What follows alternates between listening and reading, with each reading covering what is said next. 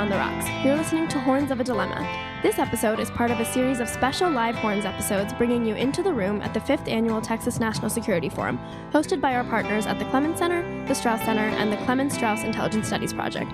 The forum was held in late November at the University of Texas at Austin. In this installment of the series, called Strategies, Tactics, Tools, you'll hear from Elbridge Colby, former Deputy Assistant Secretary of Defense, Peter Feaver, former Special Advisor for Strategic Planning at the National Security Council, Mary Beth Long, former Assistant Secretary of Defense, and Andrew May of the Office of Net Assessment at the Defense Department. The discussion was moderated by Celeste Ward-Gmenter, Associate Director of the Clemens Center. Andrew, why don't you go ahead and start? Thank you. Well, thanks for hosting me. I'm one of the few folks here who's actually still in government, so I have to start by saying I'm just speaking for myself here.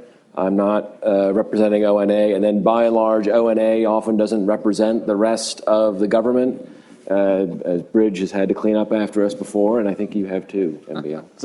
So I'll be speaking for myself. What I thought I would talk about is none of the stuff that I was supposed to talk about, but something different, which is the job in net assessment is to try to help inform our strategy. We don't create the strategy, we don't implement the strategy. We're trying to give better information to the secretary and to officials like Bridge and Mary Beth, so they can craft a better, more informed, more comprehensive strategy.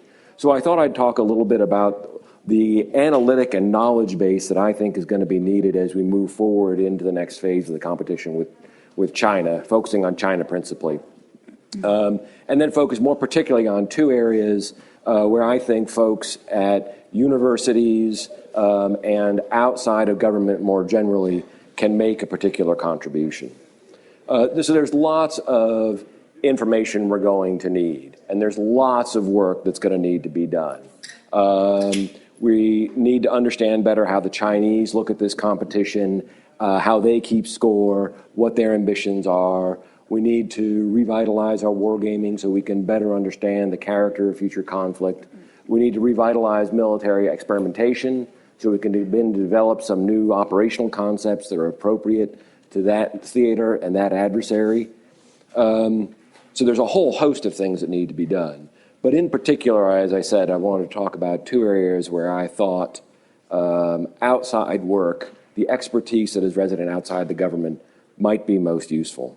And because it's net assessment, and because we look at us and them, I thought I'd have one bin where we need to understand something about ourselves and another bin describing some of the things I think we need to understand about the Chinese. For ourselves, I think one of the big challenges we've got with this competition is that it's not just a new adversary, and it's not just a competition that has new dimensions to it, but that the U.S. military is likely to have to enter into wholly new businesses. And this is different from the beginning of the Cold War, where by and large, we had been in the power projection business, and we were going to continue to be in the power projection business. That was going to be our job. We were coming them in. And so a lot of the stuff we had been buying to fight World War II was appropriate to the contest we were entering into with the Soviet Union.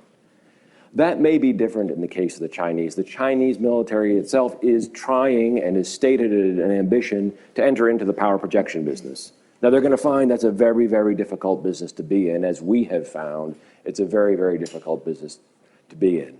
They're trying to enter into it. They're going to have a lot of problems. One of the things that we should be thinking about doing is making those problems worse for them, making this a more difficult business for them to get into. But that means that we will need to enter into the counter power projection business or the anti-access area denial business. And that's not, generally speaking, a business that the U.S. military likes to think of itself as being in. We've disestablished our coastal artillery. We don't really do that kind of thing anymore. The stories we tell ourselves about our greatest military successes are by and large stories of us projecting power to somewhere else. And now we might be in the business of trying to frustrate someone else's power projection. There's a million opportunities to do that, and there are a lot of great ways to do it. But it's going to entail difficult transformations inside the U.S. military. It's going to involve standing up new kinds of units, new kinds of career paths, maybe whole new organizations. And as a consequence, that's going to mean disestablishing organizations and units and career paths as new ones gain prominence. One thing we might need is some historical work on, well, how has this gone before? This is something the U.S. military has done before. This is something we know how to do. It's costly and it's painful and it's disruptive, but we can do it. And one thing we maybe ought to be doing is some historical work, studying ourselves to see how we've done it in the past, what sort of approaches work for us, and how we might therefore learn from that past and do it successfully in the future. There's also a lot we need to know about the Chinese. And here I want to talk a little about the kinds of things that Eric Edelman raised this morning, in particular the weaknesses and competitive hobbles that the Chinese are going to have. Now, these need to be looked at, in my opinion at least, in a particular way. We don't want to minimize the threat that the Chinese pose. They are a determined adversary. They are extremely ambitious, and if they got what they wanted, it would be bad news for almost everybody under their yoke. But that does not mean that they are perfect. And Eric talked this morning about some of the structural problems they're going to face. An economy that is poorly structured for long-term competition, and they're not doing a very good job of reforming. A demographic problem, pollution problems, corruption problems. And those are all real, and those are all going to limit the ways in which the Chinese can be effective. But a different class of weaknesses that I think we ought to be studying more thoroughly because they will open up strategic opportunities for the United States are the special costs that are imposed on China by their tyrannical system of government. That we know from history that tyrannies are incredibly inefficient. Our system of government is not just morally excellent, but it is also a great way to run a country.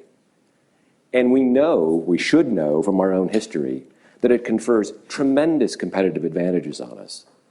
And yet we tend to not pay adequate attention to the special problems the Chinese create because of their system. And we know from looking at them that these kinds of systems generate inefficient corruption, they generate distrust, they generate paranoia, they generate an inability to look at the world as it is and make proper assessments of what's really going on.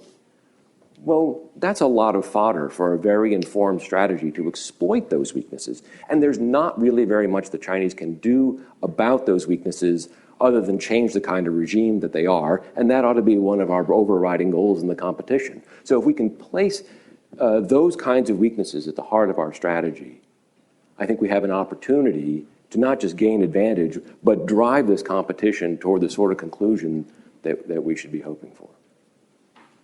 And with that, I will surrender the balance of my time. Outstanding. Thank you, Andrew. Mary Beth.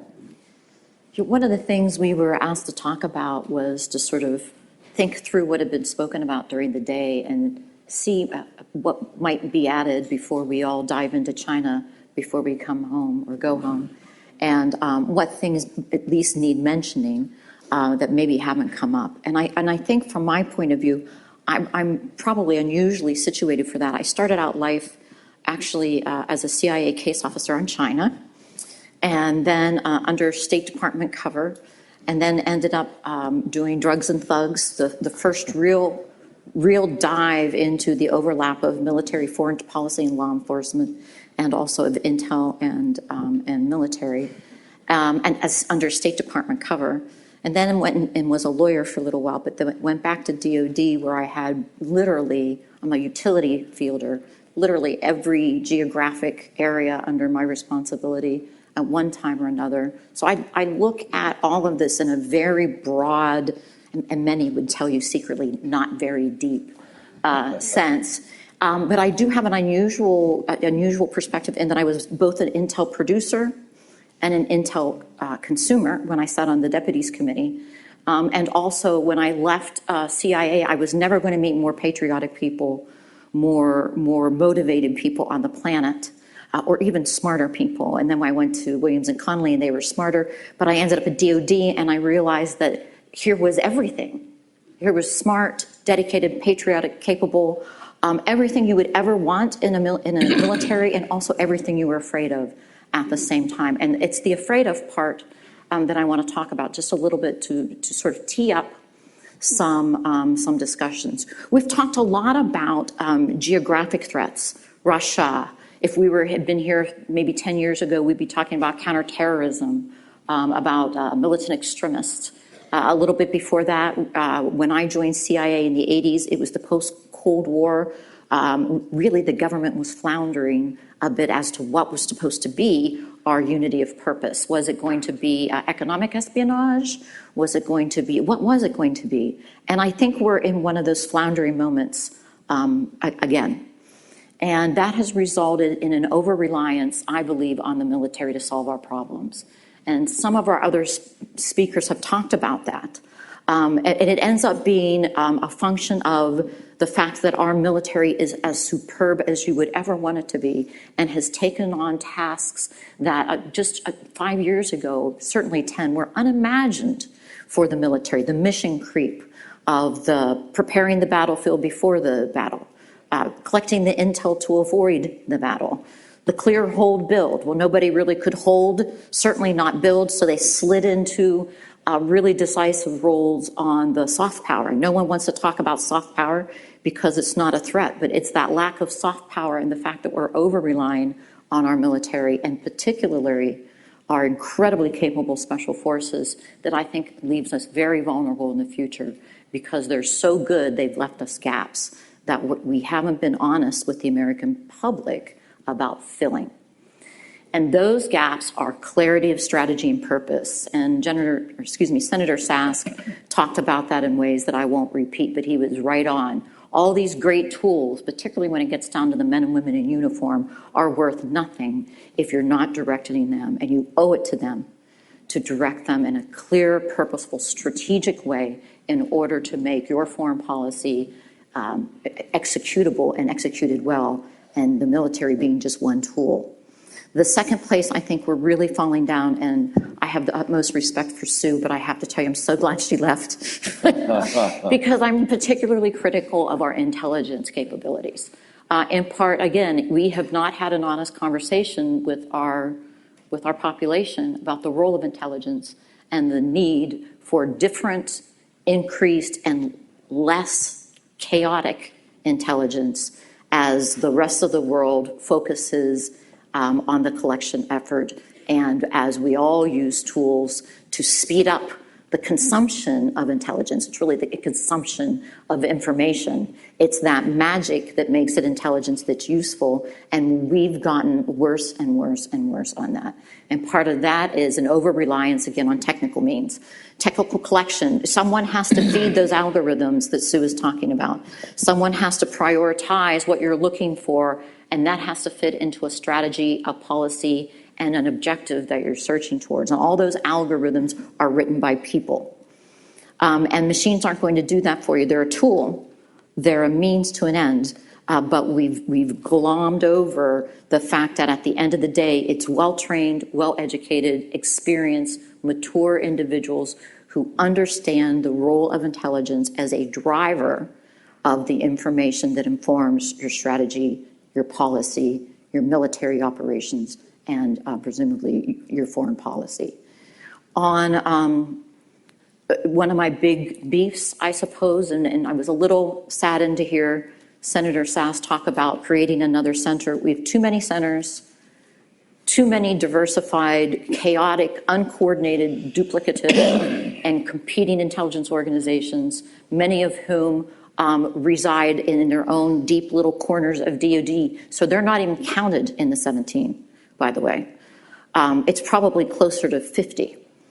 Competing for the same resources, chewing over the same raw information, coming up with different conclusions, regurgitating something another organization said, but at the end of the day, very little honest to goodness, non-technological, thoughtful collection. When I was Assistant Secretary of Defense, I went out to Baghdad and visited the station and was thrilled to see, I think it was 400 plus operations officers. And when I asked them how many active cases they had, there was crickets. And the answer was, and I can't really say, but you and I could do it by ourselves in a traditional station. That's how many cases they had. There's this desire to compete for resources through numbers. There's a desire to compete for resources through technology. Our human collection capability has become decimated on the unilateral perspective, and we've swung way too far in intelligence support to the military, which we were not very good at, but we've left in the dust traditional understanding of how decisions are made and why, a lot of which depend on human beings, their prejudices, their fears, their daddy issues. As I think President Obama recently said, we all have mommy or daddy issues, their daddy issues, their relationship with their wife, where they're feeling with their boss that week, how they're vulnerable, where their ego is, and how it all fits into the larger context. You can't possibly sort through or design an algorithm that understands technical collection on Russia unless you understand the Russian psyche. And that involves getting to know Russians and a lot of vodka, at a minimum. And you can't do that through a machine. So I worry deeply about our lack of human intelligence and our over-reliance on technical solutions, not only to collection, but for aggregating collections and correlating it. The other thing it's a bit of a beef, and perhaps because I was a human collector, I'm myopic, but that's one of the things you get to be in life, and that is a lack of understanding and an abandonment of traditional covert action and Title 50 authorities, which have been utilized most recently to target airstrikes in Yemen and to support the military in the most amazing ways, but we have lost a lot of the covert action capabilities and lore that took us through the 80s, when many people would be surprised to learn that there were 20 covert action campaigns going on in CIA in the mid-80s when I was there, 20. Most of which reported to Casey. How many of you are familiar with the Solidarity Party in Poland and the sea change that took? There's a great book out, There's a great book out. I was gobsmacked when I realized that they had declassified that information. The Solidarity movement actually was a movement that consisted of less than 20 people that the CIA got a hold of and decided that they would sponsor. They thought maybe it could be a viable political party. It was never going to be much of anything. But all they were asking for were pens, paper, and a mimeograph. The ones with the purple ink that smelled sort of funny, and every once in a while you go to your office and go, just because it was so odd. That's what we sent them. We basically sent them, the CIA, and Solidarity through well-placed understanding of the vulnerabilities of the Russians, the sentiments of the Poles, and the untapped marriage of Polish pride and of the unions and the hard-working Poles, combined with the beauty of religion, the pride of the Catholic Pole. That's what brought you the Solidarity movement, which became the biggest pain in the butt to the Russians when it came to the Poles, and introduced a sea change in Polish governance and in Polish politics that reverberated throughout what was then the Soviet Union. We don't do that stuff anymore, and we don't do it by choice. The authorities are there. Influencing operations, propaganda, what we used to respond to and used to be our bread and butter as part of the Cold War, we choose not to do, in part because we've become an overly litigious society. We get ourselves all tied up in knots regarding the tug of war between First Amendment rights, privacy issues, and the impossibility to do these kinds of things without it ending up in the internet and, oh my goodness, somehow touching upon U.S. persons or a U.S. server, and we can't do that under Executive Order 12333. We've tied ourselves up in knots. Why? Because we're dealing with authorities and prejudices that were written in 1947 and 1949. Now, what kind of sense does that make? If we're going to get serious about really competing with the nation-state threats, that we've been talking about and other threats going into the future, we've got to get serious about a conversation, first of all, with the American population about what do you want out of your intel organizations? Are you going to be worried about people sneaking through my Google to make sure that I'm not an ISIS supporter? I can understand that. But what do you want out of your intel organizations? Are you willing to assassinate? Are you willing to take out the bad guys? Because at the end of the day, foreign policy is either you win or you don't.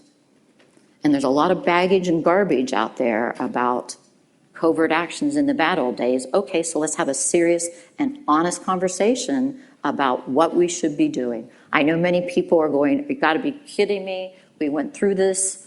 No, actually, we're either going to go through it deliberately or it's going to happen to us and we're going to go through it. Not making a decision is a decision.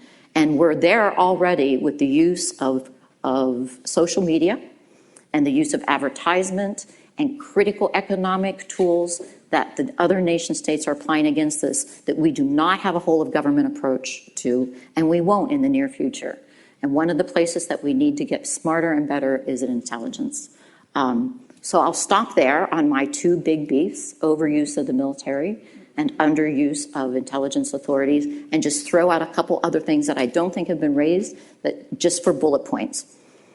I understand peer-to-peer, we've got to do a reset there, but this peer-to-peer, and someone already mentioned, are going to be a different peer-to-peer. And we've got to pay attention to Antarctica and places that don't look all that important, but are critical to freedom of navigation and resources, particularly as to climate change and what Antarctica is going to be like and how economically that passageway is going to be a game changer. We've got to take a look at other aspects of climate change, where you already have tensions in some countries where water is going to be a critical resource that people are going to end up fighting over.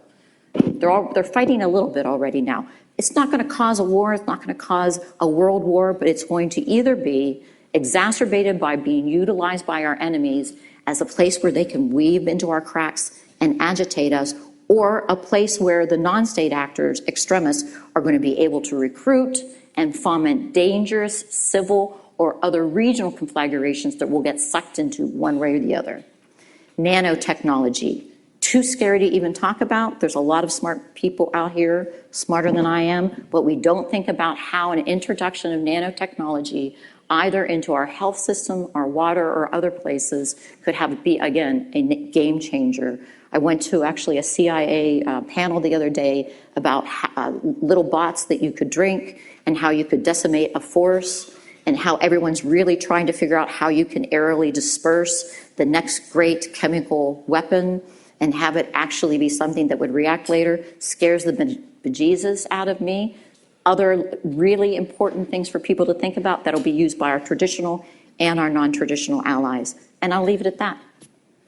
Oh, thank you, Mary Beth. That was tremendous. So now I know Peter Fever will discuss hypersonic missiles. Now I'm scared. Hopefully. No, I'd like to say that I'm really happy to be here, but as you can tell, I'm fighting a cold, so I don't know how happy I am to be here this morning. I texted my wife and said, I'm feeling kind of puny. You should pray for me. She texted back, "Dear Lord, please help my puny husband." That didn't make me feel any better, but it did make me reconsider a fact of life for me, which was when I was working with Will in the White House, we would go from office to office, knocking on the door, saying, "We're here from strategic planning, and we're here to help you." And everyone in the NSC would burst out of laughter when they saw us. And of course, I assumed they were laughing at Will. But now I'm wondering if they might have also been laughing at me. Well, it is good to be here, and I'm very proud of and envious, really, more envious than proud of what Will has and his team have built here. This is really remarkable. We were asked to talk about the tools, what tools and strategies are needed. And I have the bad news and worse news. The bad news is we don't have what we need. And the worst news is we don't have the political will to create what we need. And I want to focus on that second piece because I know Bridge, who knows the tool so much better than I do, is probably going to be more practical than me. But I want to focus, and this is something of a riff on Senator Sass's really wonderful keynote address. I want to focus on 5 questions that should have been asked in the last presidential election that weren't asked. And I think these questions are really still hanging in the air. There needs to be a political debate in our country asking and answering these questions. And the first question is, do Americans understand the price of freedom? Do we really understand this? I take students on staff rides so that we go to the battlefields and actually walk the terrain. Gettysburg, of course, is a classic staff ride. But we also have done the beaches of Normandy and the 100-day offensive at the end of World War I. These are pivot moments in American history when Americans realized the price of freedom. And it was a price that then reached back and touched every state, every community in the country. There was a time when Americans understood the price of freedom. Do we today, does the polity that we represent today understand the price of freedom? And there really was very little in 2016 or in the last several years engagement on that question. Second big question is, do we Americans understand the benefits of American global leadership? And sadly, there was even less engagement on that question. I think what we heard and what we've heard too often on cable news, if you turn it on, is just the costs of American global leadership, and they are high. But what about the benefits of global leadership? And here I thought Senator Sass was quite eloquent about the consequences of what the world would look like without American leadership. So what would we lose? The flip side of that is, what do we gain by American leadership? And Americans, I don't think, can give a good answer to that right now. Third, do our adversaries know that they must resist the temptation to exploit American disinterest or distraction or divisions?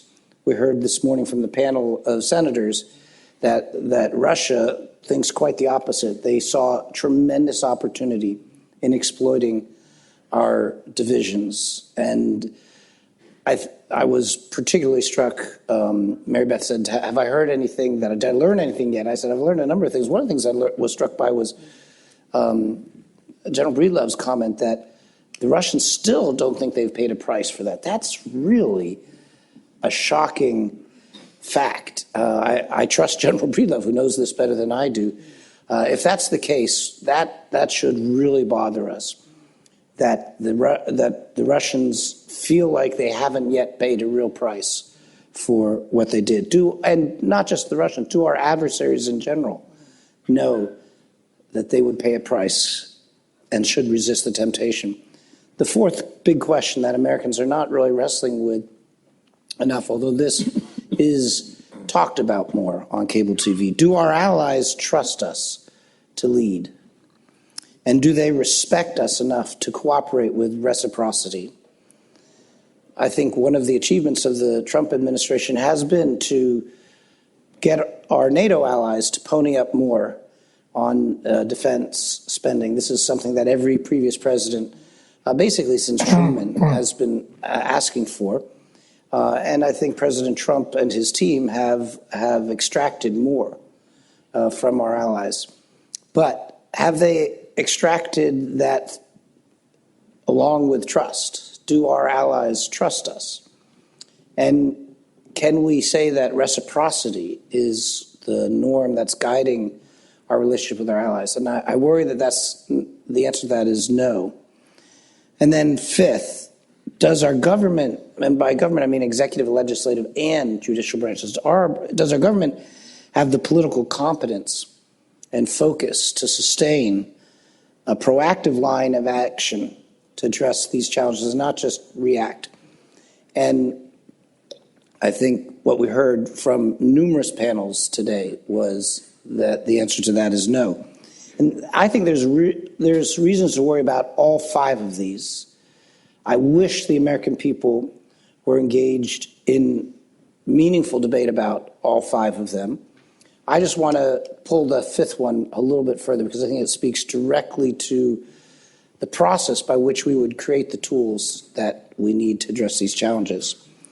And if you look at our government dysfunction, there's lots of reasons for it, but there's 3 trends in particular that are longstanding and do not begin with this administration, don't begin with the 2016 election, don't even begin when Will Imboden joined the government. It's much earlier than that.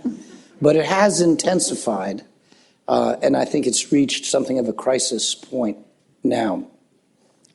The first is the breakdown in the regular order of governing. Now, this is the kind of thing that my students, if I even start to talk like this, they're out like a light. Nothing could be more boring to them than the ordinary process of regular order governing. Authorizations, well, first budget bill, authorizations, appropriations, a normal interagency process of paper working its way up and decisions and implementation guidance going back down. This is the boring stuff of actual governing. But when you're at a great school like the LBJ school and you leave from there and work in government, you realize, wow, that's actually what makes the government work or not work. And as a country, as a governing body, our government has gotten out of regular order. And we're doing things like the Budget Control Act, which is absurd approach to appropriations. We have let lapse norms on that govern sort of self-restraint on what people will do with the power that they have. We have completely lost, I was going to say not completely, because I was very inspired by what I heard today from the Senate Intelligence Committee representatives, but we've mostly lost quality oversight, legislative oversight. It's rare to have the kind of oversight that you saw embodied in Senator Burr and Senator Warner. And much more common, sadly, is oversight that is political theater for the TVs. And all of this is actually the workings of our advantage that Andrew was describing. What makes our government work well is our capacity over time to develop these bureaucratic techniques or these governing techniques that function, and they have broken down. And there's a long path to how they broke down, but it's at a crisis point. Second factor, the vicious cycle of polarization, which means the parties sorting geographically and ideologically. So the leftmost Republican is still more conservative than the rightmost Democrat. And you are likely not just to, you're likely to live near people who think like you politically, you're likely to go to church with people who think like you politically, et cetera. Polarization, separation, combined with tribalist party loyalties, where its party label will trump ideological commitments, ideas. I was, tough on Russia before, but now I'm soft on Russia. What changed? Well, my party leaders changed, so it changed the stance. So I'm going to flip my stance. This kind of party as tribe, so whatever my tribe says goes, even if it's the exact opposite of what I was doing last time. And that's a vicious cycle that repeats itself and makes governing hard. The third point, the decline in the marketplace of ideas. And this, I think, begins actually in the academy. So here I'd lay the blame squarely in my profession, universities, across the country, a decline in the marketplace of ideas, but it also extends a decline in the marketplace in the think tank community, and then even within government. And what I mean here, what I'm referring to is a reluctance to credit the other side with a plausible argument. It may be wrong. It may be plausible. It may be actually wrong. At the end of the day, you're persuaded the other to go a different direction, but they have a plausible argument, and you can see the logic of it, you can benefit from learning from it, and maybe even adjust your approach slightly by borrowing the best ideas from theirs. This kind of approach to argument and to the marketplace of ideas has been replaced, and I fear now we may have even lost the ability to do that kind of empathy. It's been replaced by a bonfire of straw men, where the other side's ideas are so painfully stupid. How could anyone do this? This is not limited. This is not a critique of this president per se, because while I see it in this administration, on the way down here, I read Elizabeth Warren's Foreign Affairs piece, and that was a bonfire of straw men. And of course, it goes back much longer than our present day. But I want to emphasize, and I want to end on emphasizing this point about the marketplace of ideas, because I think that's where everyone in this room can make a contribution right now, tonight. Actually, I would say you're already making a contribution by being here. You've heard a range of opinions. You've heard some disagreements. You've heard, I think, a more sensible kind of debate than you might if you were just watching TV. And I credit the panelists who went before.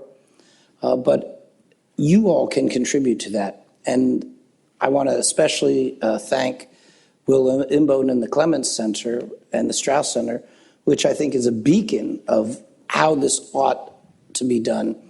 And at the end of the day, I'm optimistic in the same way that Senator Sass was, in the same way that several of our folks are. I'm still going to bet on America.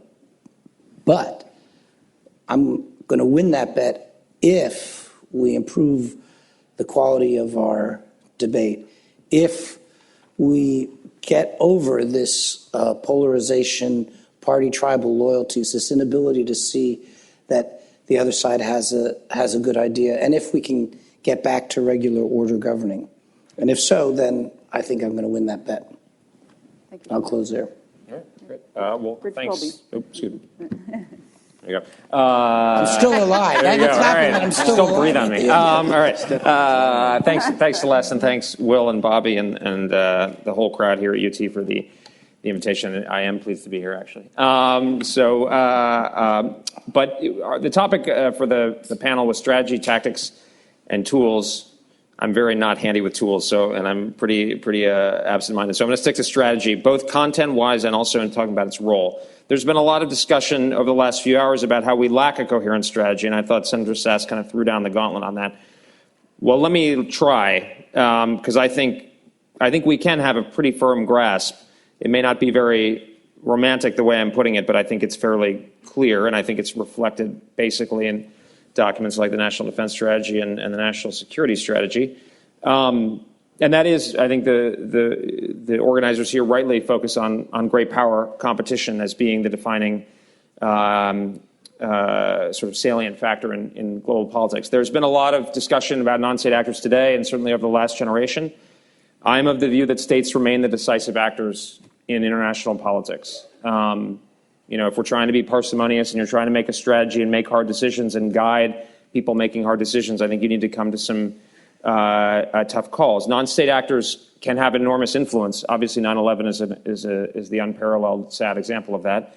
But fundamentally, as we're seeing, I think in the internet actually is a great example. The internet was developed with all this fanfare that it was going to prove, I like to quote the Monty Python line, the anarcho-syndicalist kind of mindset, that basically it was going to be developed in a way where states wouldn't have a role and it would empower individuals. And actually what we're seeing is that states do have an incredible, and they can leverage the power of the internet. Look at China and this total information capital. I mean, it's terrifying stuff, but states will be able to adapt, and until we see something different, they are the locus of power for good or ill. So if that's true, what is it that we're really looking to do in the world? And I actually think this is fairly consistent over a very long period of time. In fact, through the existence of the Republic.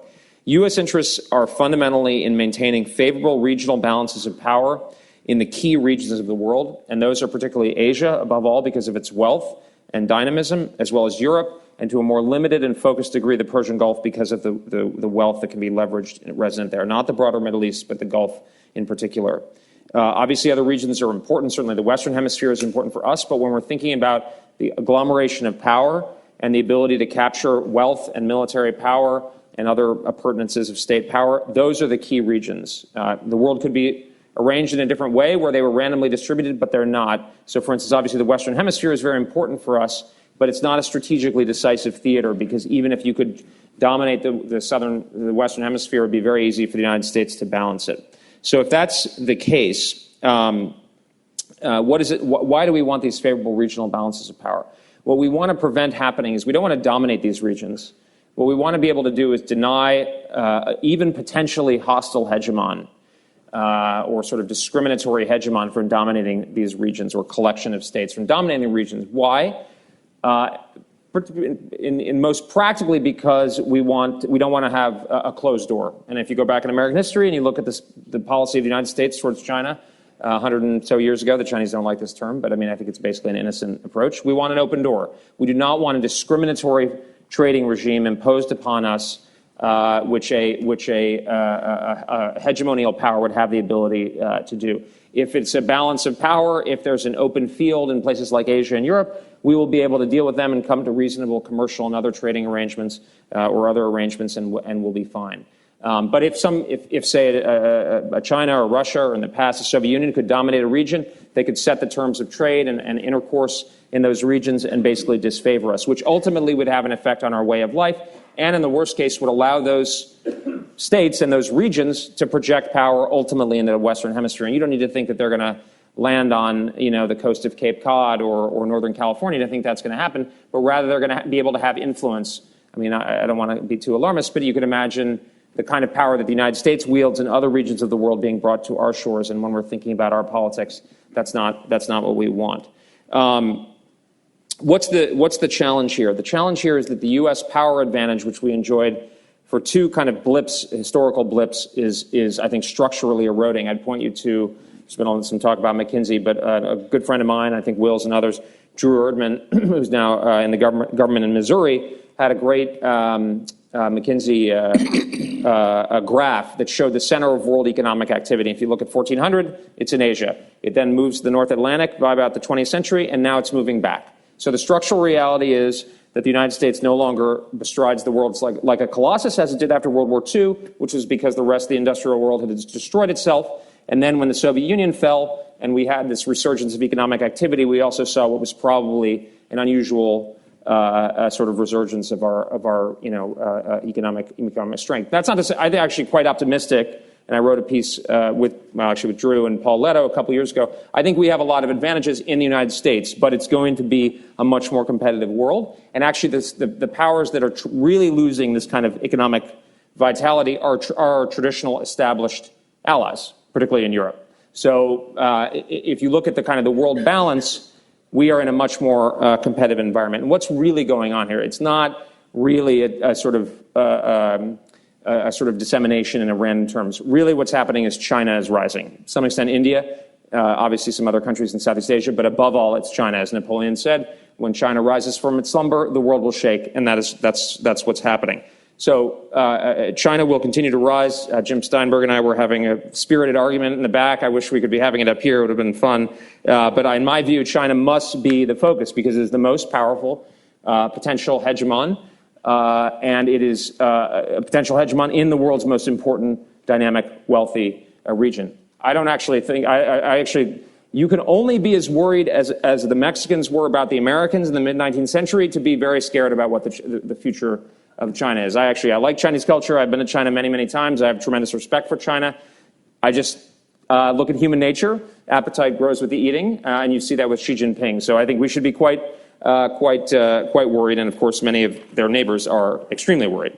So that's the kind of, to me, that's the strategy. I think you can put a lot more sort of lyrics on it, but that's basically the core logic. In terms of the sort of dime that General Thomas was talking about, obviously all the domains are important and the competition is going to be in all of them. But I think we should never take our eye, particularly the defense establishment, should not take its eye off the military dimension. There is a tendency today, and certainly not General Thomas, but there is a tendency today among defense experts and senior officials to talk about the dime as if, and kind of to put the M at a lower level. And I think that's a mistake, because I think that is actually assuming a projection into the future of the dominance that the American military has enjoyed or earned over the last quarter century. But given China's economic development, that is going to be much, much more challenging to sustain.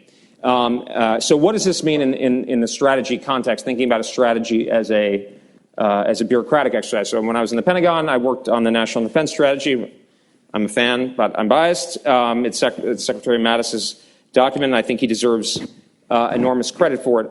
First of all, for identifying the great power competition and the absolute central importance of the American military returning to a focus on warfighting and prevailing in strategically significant, plausible warfights. That is crucial. Obviously, also being conscious of the way the military instrument interrelates with the other parts of the DI&E, but also in the fact that it made hard choices. And I think you've started to see, there was an article in the Washington Post by Missy Ryan a couple of weeks ago demonstrating that, some of the desire to move to a new approach, for instance, in the Middle East. I think this is absolutely crucial as a bureaucratic reality, because strategy, to be useful, one of its most important roles is to send a signal down to the organization, not here's how you do everything like a central planning kind of thing, but rather to animate the organization and the experts in the field, whether they be in uniform or not, to go and figure out the problems. But a crucial element of that is to tell them and to assume at the political level the responsibility for taking risk on hard choices. That cannot be delegated, and that's certainly something that I saw, and that's something I'm concerned about as we go forward. I think if we're thinking about an era of great power competition and we're talking about strategy, we need to be talking about hard choices, about what to focus on and what not to focus on. I was thinking of an analogy recently, and it's like, if you're a Florida homeowner, you might buy some tornado insurance, but you really better buy some flood insurance. Certain kinds of threats certain kind of plausible threats are more consequential than others, and I think that Secretary Mattis deserves a tremendous amount of credit for that. The main issue now will be implementation. But with that, look forward to questions. Excellent. Thank you, Bridge. I hadn't realized that I was going to be heading the Losing My Will to Live panel after that. We can beat these guys. We are extremely grim portrait. So I'm going to go ahead and just ask you guys to follow up a little bit on these comments, and I'll just identify a couple of the very common themes I heard and push you a little bit. Andrew, Mary Beth, all of you really kind of hinted at this general floundering, right? We're sort of wrestling with what is happening to us. We don't really know what we're in. We're calling this conference the era of, great power competition, but are we there yet? Are we getting there? But yet we have more information than ever and not very good understanding, right? You both really sounded that theme. And then Peter made it clear, though, that we're actually unable to really speak to each other anymore and even function normally to develop the understanding. So we're kind of in a real conundrum.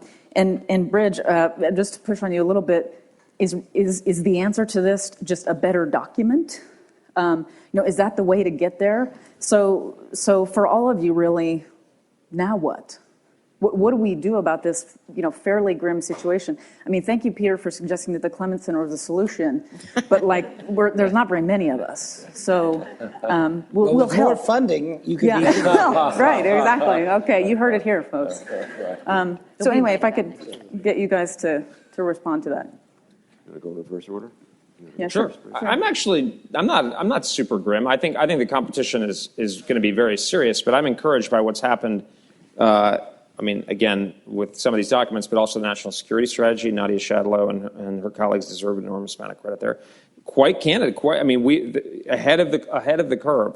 And a lot of what's going on is obviously a hashing about with a really difficult set of problems. The solution is not a strategy document, but a strategy document is a way for politically accountable leadership to communicate their seriousness and to assume responsibility that then frees up the experts at lower levels to be able to go figure out the problem. So I think that the change in tone on China is great. I think Vice President Pence's speech, Matt Pottinger and others deserve a tremendous amount of credit for that. I think I'm pretty impressed by our system's adaptation, actually. Okay, compared to the alternatives. I feel better. Thank you. So I'd point out that we've been wrestling with this temptation to isolationism for a long time. In fact, I worked in the Clinton administration, and the Clinton national security strategy orientation identified isolationism as the problem. That's why the strategy was a strategy of engagement, that to resist the come home America temptation at the end of the Cold War. And President Clinton had very strong political instincts, and he sensed that isolationism sort of fermenting and wanted to fight against it. I remember vividly President Bush in the second term. I think it was the 2006 State of the Union address, but he said, "I'm worried about return of isolationism." So here he had gone through re-election, so he'd sort of been out in the hustings talking to Americans, hearing their vibe, won re-election, but nevertheless, he was worried about a return of isolationism. And then if you hear Reed Goldberg's interview with Obama, President Obama worried about it too. So the last three presidents who won second term, so they're kind of good at reading the American mood, have worried about this. That being said, the last three presidents to win, 16, 12, and 8, their message was, compared to their alternative, was the problems are simpler if we don't engage abroad. So I think that message resonated. That was the message that won in 2012. You had old Romney talking about the geopolitical crisis. He looks pretty prescient today. I thought he looked prescient in 2012, but he lost, and he lost on the foreign policy debate. The American people thought that President Obama's perspective, which was a much more benign reading of the world, won out over Romney. And of course, in 2008, it was a similar dynamic. So in this sense, I think Senator Sass is right. No one has made the case to the American people yet in a way that the American people will click on and say, I'll get it. Yeah, I get it. I'm willing to sign on for that.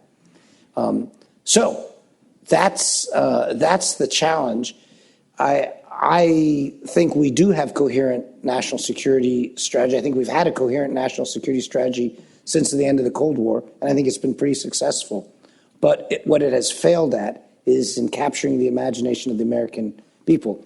And that legacy strategy is now played its course because it was premised on no great power conflict. The great power conflict upends what we have been doing for the last 25 years. We need a new one, and we need to do a better job of getting one that the American people will embrace. And I think that was the important message from Senator Sass today. I'll associate myself with what both of you said, with the small twist. I do think that post 9/11, when we had unity of purpose, in part because we saw unity of threat, and everybody affiliated and associated themselves with the idea that this has to do with me.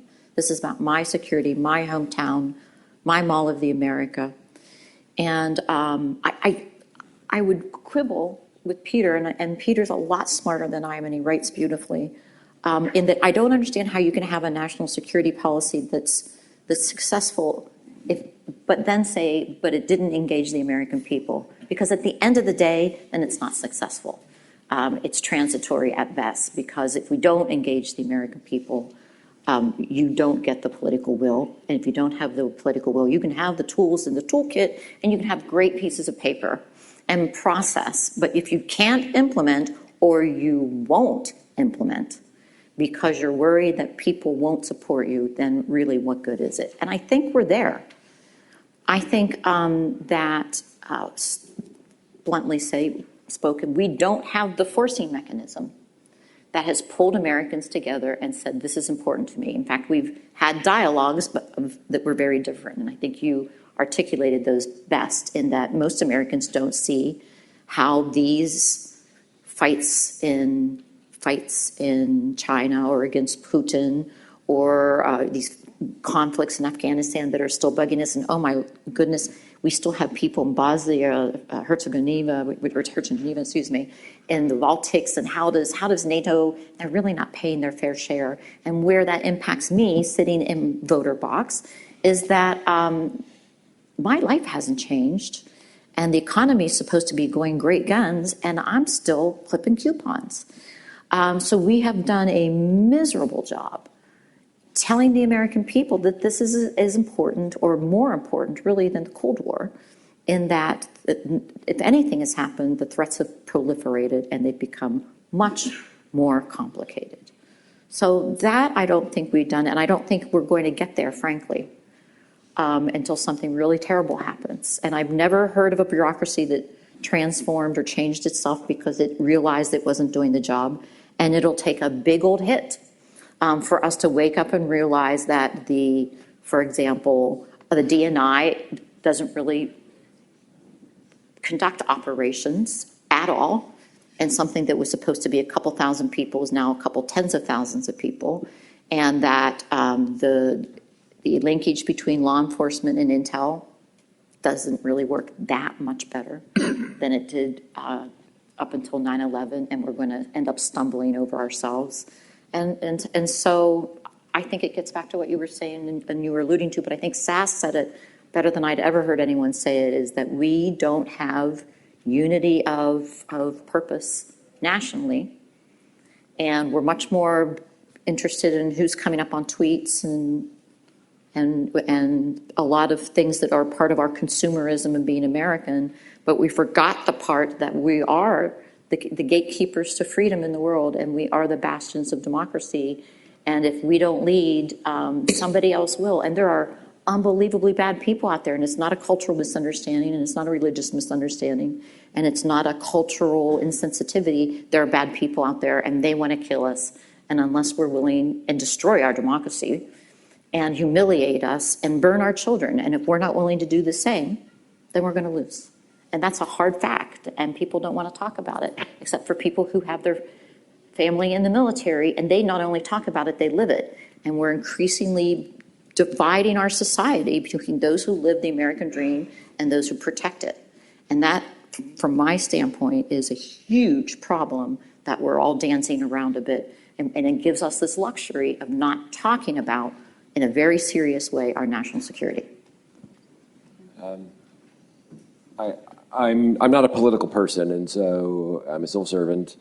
So I will say something a little bit different, which is, and I want to accept people on this stage currently from my comments, but I will say I think one tendency that I see come up a lot is to describe our strategy and say, well, our preferred strategy is say, well, why don't these people get it? We'll have to explain it to them again. We'll have to set up institutes to explain it to them. It's conceivable maybe that we should turn this around, and maybe our strategy should reflect the interests that the people enunciate. And that instead of, and again, I'm not, it's going to sound like I'm commenting on Mary Beth, and I'm really not. Go for it. I think there is a tendency to describe people who have a less ambitious view for the U.S. in the world as somehow life's losers, the people who have become embittered, they've somehow lost out on the American dream, and they're lashing out by wanting to withdraw. And I think that is not a useful paradigm to take in. And instead, maybe it's conceivable, at least to me, that there is an intellectual, intelligent, and coherent argument for different interpretations of what U.S. interests may be. Those interests have, in fact, changed over the course of our history.